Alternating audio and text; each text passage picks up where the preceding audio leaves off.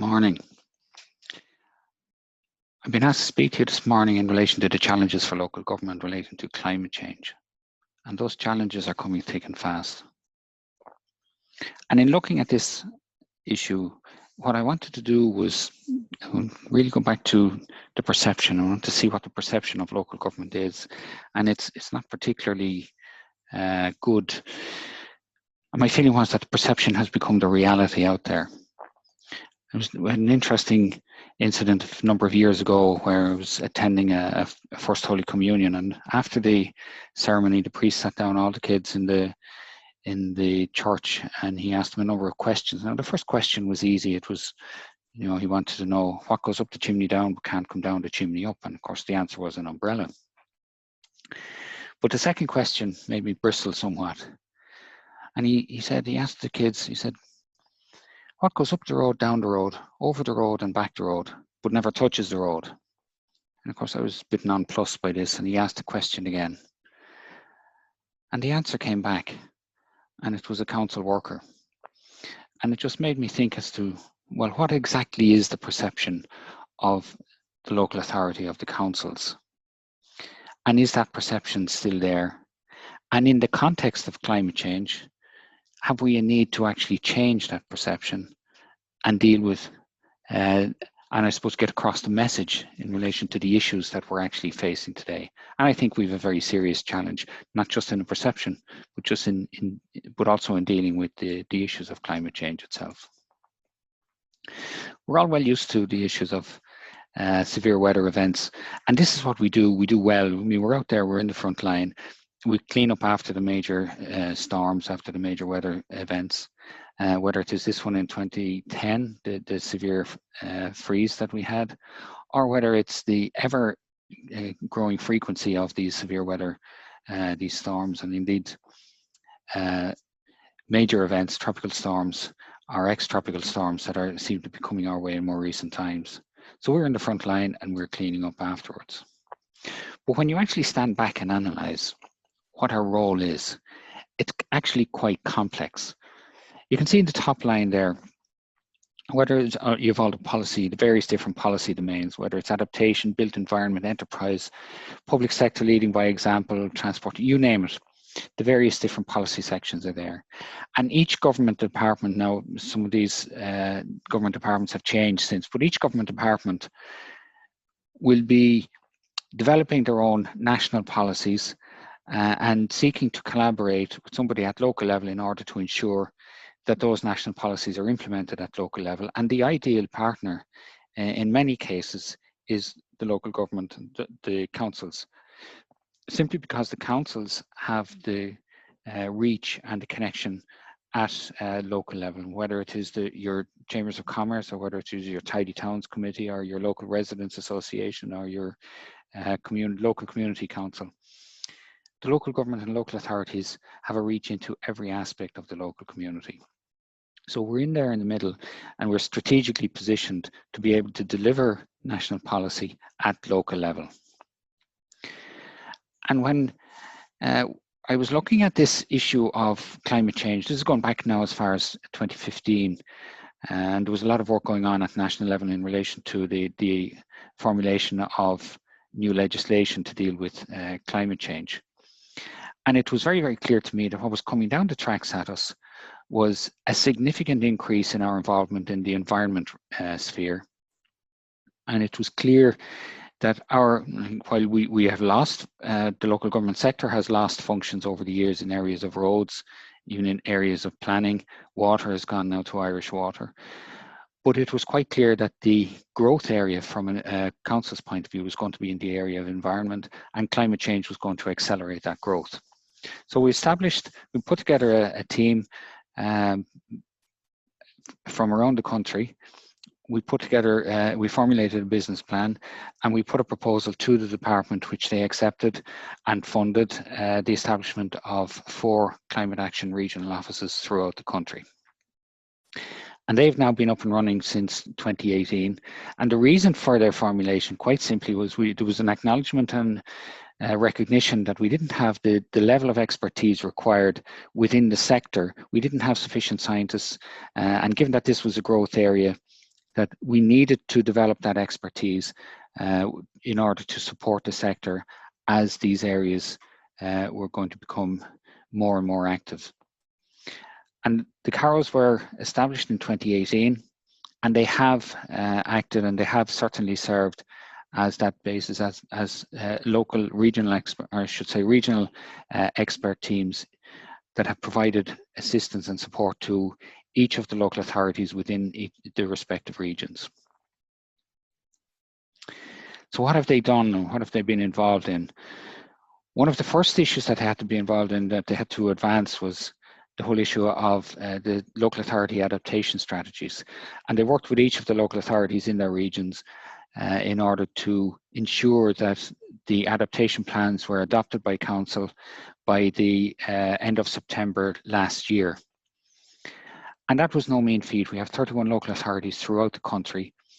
And in order to get all of them across the line, and to get a certain amount of consistency in the adaptation plans themselves, there was very, very close association or liaison between the CAROs and each of the local authorities. And all local authorities, I'm glad to say, were in a position and did deliver by the due date of the end of September. So there's a certain consistency among all of the adaptation plans now throughout the country.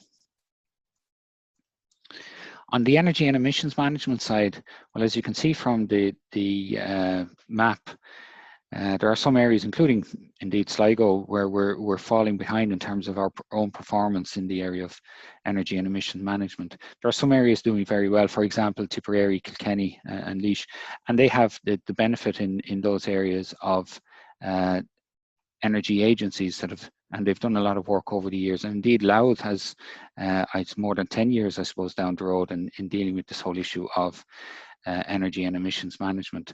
But other areas are falling behind, and quite simply, we don't have the resources, particularly the smaller local authorities don't have the resources to be able to devote to the area. So what we're doing now through the CAROs, the CARO based in the North Atlantic Seaboard, based in Mayo, is putting together a proposal and is advancing this whole idea of an energy bureau.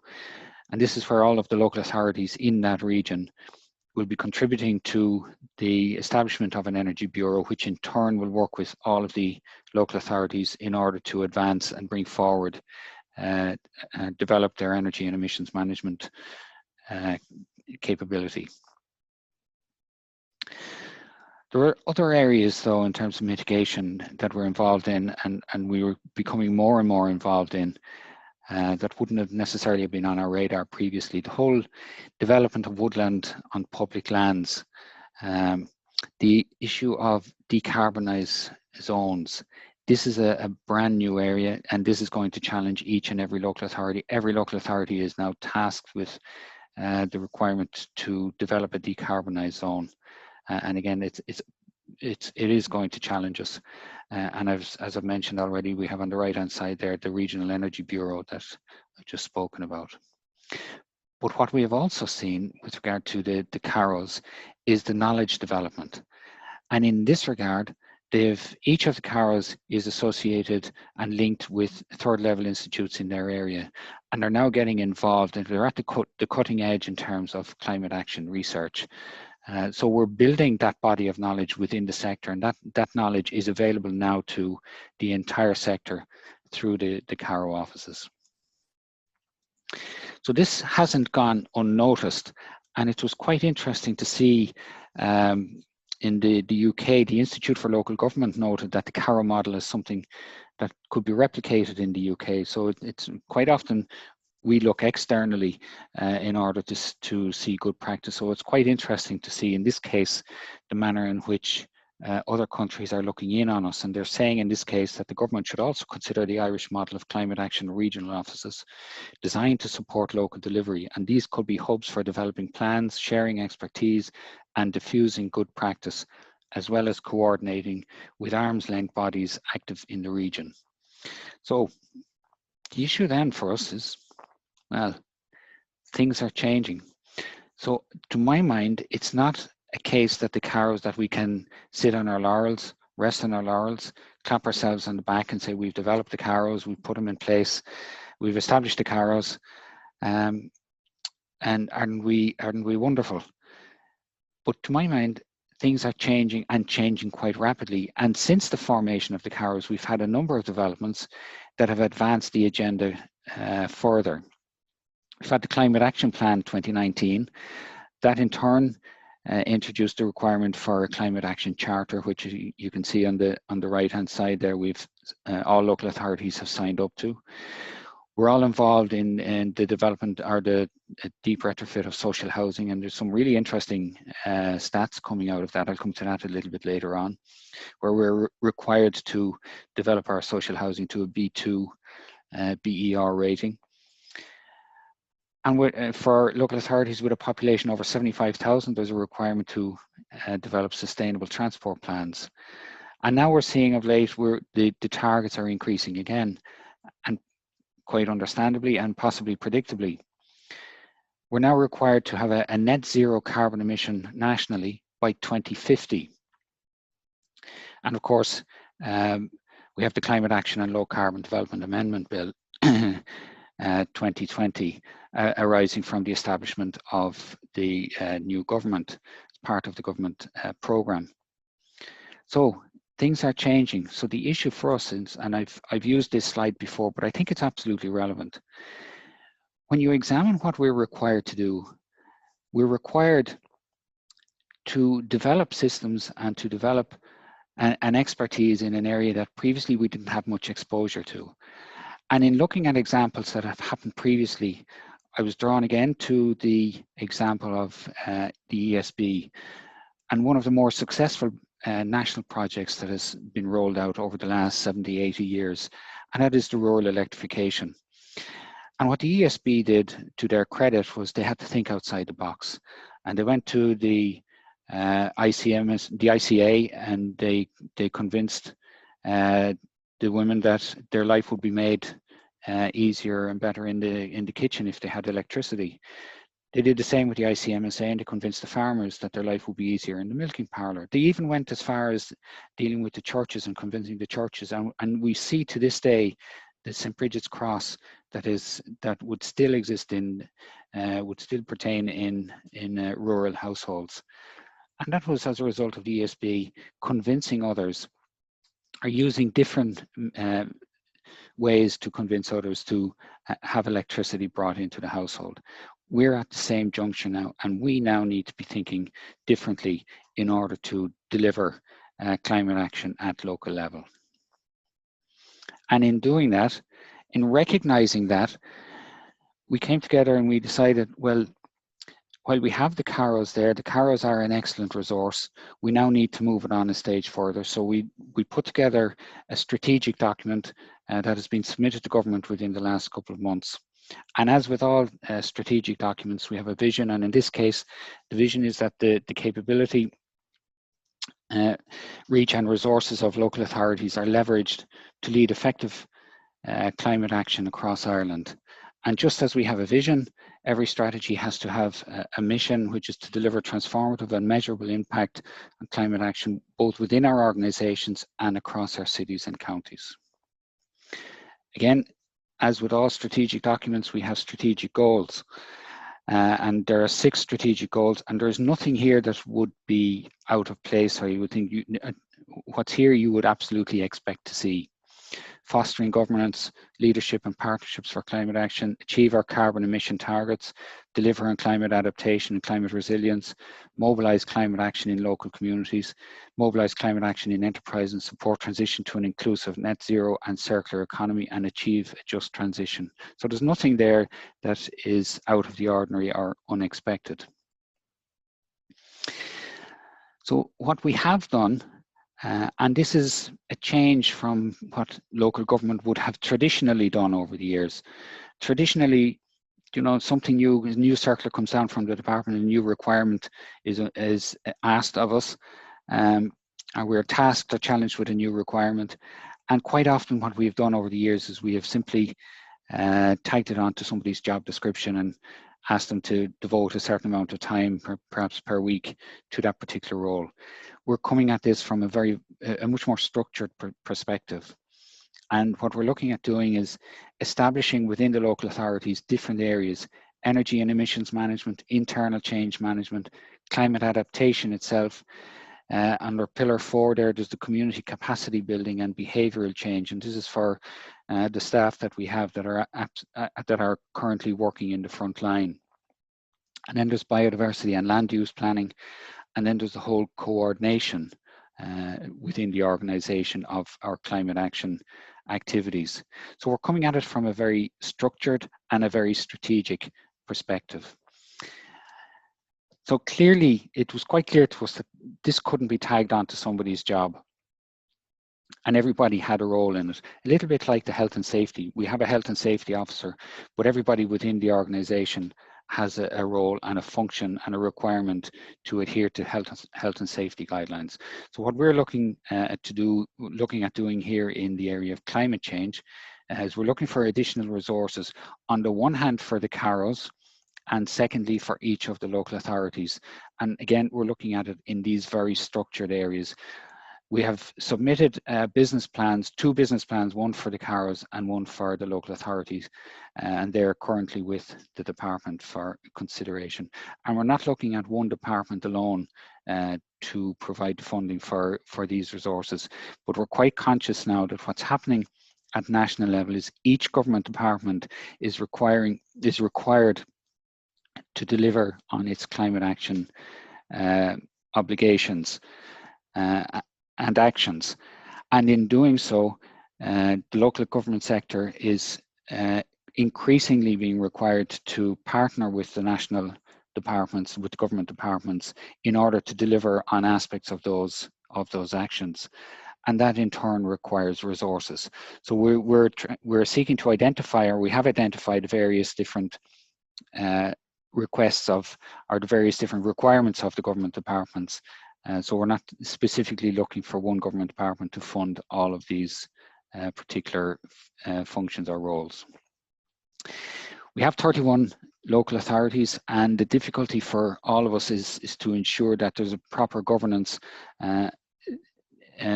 overseeing there's a proper governance structure involved in the whole operation of our climate action role.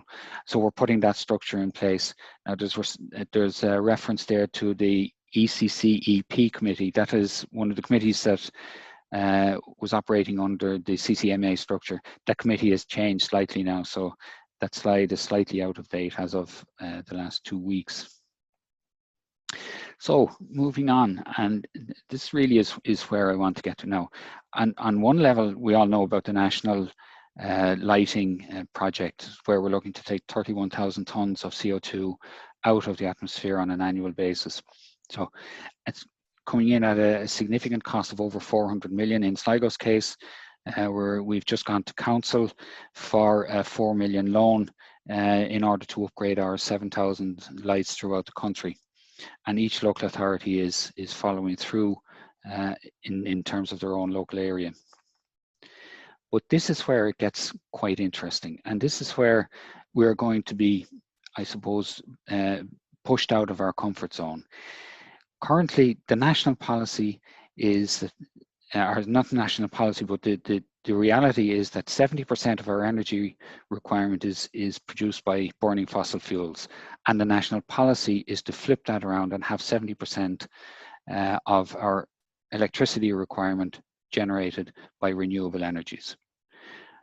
We're going to find ourselves right in the middle here in collaborating both on the one hand, at one end of the spectrum, with the likes of EirGrid and with the energy generators, the ESBs of this world. And on the other end of the spectrum, we will also be dealing with the local communities and collaborating with the local communities to ensure that the renewable energies can be acceptable and accepted within those communities. So we're in quite a unique position in that context. This is a case study. It's quite an interesting case study. This is a case in Caird Park in Dundee City Council in Scotland, and ESB actually were involved in this particular case. And this is where they were in a position, or they were able to tap into the geothermal energy within the open space development. Now, if you think about it, and they were able to use that geothermal energy to power the recreation centre that they have, and to be able to provide some district heating. Now, if you think about it, each local authority has its own open space, and to bring it more local, this is an aerial shot of Sligo. The big field you see at the bottom there is the Sligo racecourse, and the building down at the very bottom right hand side is our regional sports centre. And if you think about it, there's no reason why we can't. We own the land. We're the owners of the land. We have it leased out to the Sligo Race Committee, but there's no reason technically why we can't tap into the geothermal energy that is potentially available there on that site, and use that energy to service our regional sports centre. Equally, and just across the road from the regional sports centre, there's also a municipal park. Equally, there's no reason why we can't tap into that energy from a technical point of view. Also, if you look at the top of the screen there, you'll see a site outline in red. It's Durley Park. That's a site where we're looking to build between 15 and 20 affordable homes. And technically, there's no reason, if we have sufficient geothermal energy, there's no reason why we can't provide a district heating system to that particular site. So again, this is where we're going to be challenged as to how we can deliver, we can join the dots between our various functions and deliver those kind of renewable energy schemes to the local community and provide a better service. This is the easy bit. In this case, again, talking locally, this is 14 apartments, quite an attractive development. It's just been completed and occupied. These are NZEB social housing units, and the energy cost for the tenants in this building for a 2-bedroom apartment is between €7.50 and €8 per week. That's both the heating costs plus all of their energy requirements for their electrical appliances. This bit is a more difficult one. I've shown this slide before at other conferences, but just very quickly. These houses, this is Sligo's equivalent of Myross or Ballymun in Dublin. This is high density social housing. The housing itself is of poor quality. The standards were not great. It's housing going back to the late 70s, early 80s. It's poor insulation, poor air tightness. And as you can see from the photograph, what's very, very evident is the poor air quality arising. Like people are in, a lot of them would be in fuel poverty, and because of that, they try and buy the cheapest and the dirtiest fuel, with the result that there's other consequences in terms of the air quality. So we've got 21 million from the government. And what we're in the process of doing now is upgrading the houses, upgrading the heating system to heat pumped technology. We are insulating the houses. We're improving the air tightness. And as a result, we're also in a position to capture the full data. And in capturing the data in terms of the carbon savings, we've been able to trade that data on the emissions trading scheme. And we expect to receive in the region of 300,000, which we can reinvest as our match funding contribution, a part of our match funding contribution to a new community centre in the area. But what's interesting about this particular project is the data that's coming out of it. And what we're seeing here now, we've started the first phase of the upgrade of houses. So some tenants have been decanted and are now back in their original house, having been renovated. And some of the figures that are coming out are quite interesting, and they're extraordinary to tell the truth. For a 2-bedroom semi-detached bungalow, the saving with the air-to-water system is in the region of, it's over €50 per week. But what's also interesting, if you look down, one of the semi-detached bungalows, 1 bed, the saving is €82.70 per week.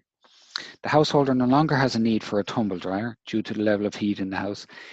His health is much better, rarely has a fire, and only puts a bin out once every 2 months. And the savings per week have increased substantially. And there are benefits here that weren't necessarily anticipated. Because the fire, there's no requirement anymore for a fire, they're reducing their waste. And that in turn has been quite surprising. But interesting, it's the tenants themselves that have identified that their health is actually much better. And what I intend to do in this site is we're in the process of putting in air quality monitors, and I'll be correlating the data, the improving air quality in the area. I'll be correlating that with the information from and the data from the Sligo University Hospital in terms of admissions for respiratory illnesses. And this is obviously quite important from a COVID perspective. So I think this is a space to watch in future. And when you consider that the local government sector has in the region of 40,000 houses that need to be retrofitted to this standard, I think there are there's a very significant case to be made for that to be accelerated. And in the COVID era, there's a particular case to be made to advance the public sector projects in order to kickstart the economy again. And I think there's a quick win here in this area. Also, what we've been doing is we signed a memorandum of understanding with the GAA. Now, this could be done also with the other sporting bodies, but if you think of it, we have the local government sector and the GAA, two national organisations that have a reach into every parish in the country. And this is a way of trying to engage at local level, use our combined resources to try and win over the hearts and minds of local individuals.